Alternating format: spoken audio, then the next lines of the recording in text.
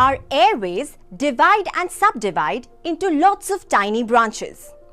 And if you were to take all these branches and lay them out flat like train tracks, they would stretch to about 2,400 kilometers.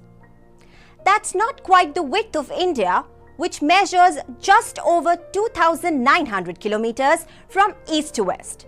But it's close. Let's find out more about these airways next.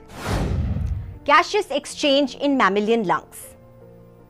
Humans breathe by inhaling air through the nostrils. This air, rich in oxygen, then enters the trachea. In the thoracic cavity, the trachea divides into two bronchi, the right and the left. Each enters the lung.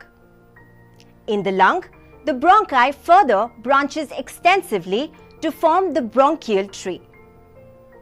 The smallest bronchial branches resemble a bunch of grapes.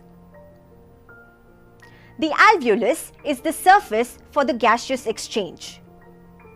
Walls of the alveoli are very thin, consisting of a thin layer of squamous epithelial cells, richly supplied with very thin-walled blood capillaries.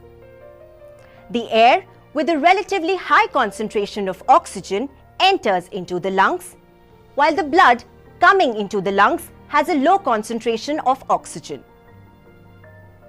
And as a result, a concentration gradient is created.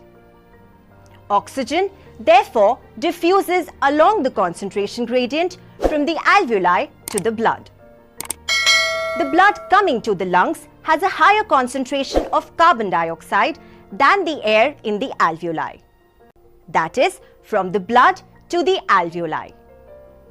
As the oxygenated blood leaves the lungs, more deoxygenated blood enters it to maintain this concentration gradient.